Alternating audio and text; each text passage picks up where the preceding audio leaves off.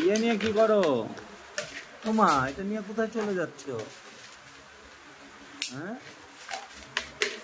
উন্মাদ উন্মাদ হয়ে গেছে। ওরে বাবা,